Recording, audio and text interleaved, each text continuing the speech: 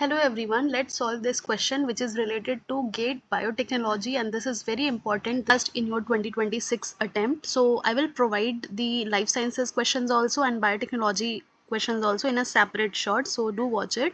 And if you want the full time crash course, you can join it in just 1299. So it will improve your score, it will increase the chances of your selection. So all the details are mentioned on the community post and also in the Telegram channel. Now come back to the question which is related to enzyme kinetics with competitive inhibitors. So the question is, an enzyme has Vmax of itna and Km of itna. A competitive inhibitor is present at I is equal to 20 with Ki 20 micromolar. If S is equals to 15 micromolar, what is the reaction rate V? So you have to calculate the V. Now also from this question I will also provide you extra information related to the competitive inhibition, uncompetitive inhibition and non-competitive inhibition. What is the impact on the Km and Vmax, because it is equally important. Matching के form में भी आ सकता है या individual किसी भी condition का Km और Vmax पूछ सकता है, एंड 100% श्योर ये क्वेश्चन आपको देखने को ही मिलेगा.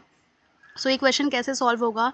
We know that reaction rate is equals to V max into S upon apparent K M हो जाएगा इस कंडीशन में, because there is an inhibitor which is a competitive inhibitor plus S.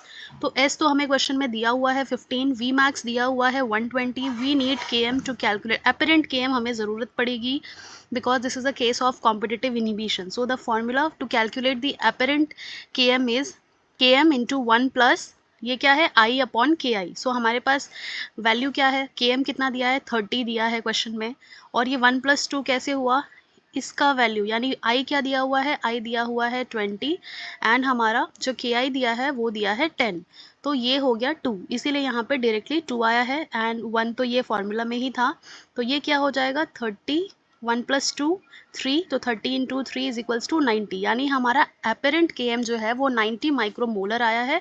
अब इसी वैल्यू को हम फिट कर देंगे इस वाले फॉर्मूला में. हमारे पास बस यही मिसिंग था जो कि हमने निकाल लिया है. सो हमारा क्वेश्चन का जो आंसर आएगा वो आएगा 17.142 which is nearly 17.1. So right answer for this question will be 17.1. Now you should know about the condition. So in the case of competitive inhibition, जैसा कि इस क्वेश्चन में competitive inhibition पूछा था, तो Vmax क्या होगा, Vmax जो होगा it will be same, no change in the Vmax, and जो Km होगा Km will always increase in case of this competitive inhibition. Competitive inhibition की मैं बात कर रही हूँ. उसके अलावा क्या होता है non competitive inhibition. Non competitive inhibition में क्या होगा, जो एपेरेंट के है, एपेरेंट के एम जो है it will be equal to the whatever K M provided in the question, लेकिन जो वी मैक्स है, वी मैक्स क्या हो जाएगा, वो डिक्रीज होगा. नाउ दोनों में चेंजेस क्या है, कॉम्पिटिटिव इनिबिशन में वी मैक्स सेम रहेगा एंड नॉन कॉम्पिटिटिव में डिक्रीज हो जाएगा वी मैक्स, और के एम जो क्या होगा ये इक्वल होगा जो क्वेश्चन में दिया होगा, एंड इसमें के एम क्या होता है, इंक्रीज होता है. नाउ एक कंडीशन होता है अनकॉम्पिटिटिव इनहिबिशन. अनकॉम्पिटिटिव इनहिबिशन में क्या होता है, जो एपेरेंट के एम है एंड दी वी मैक्स दोनों ही डिक्रीज होते हैं बाई सम फैक्टर.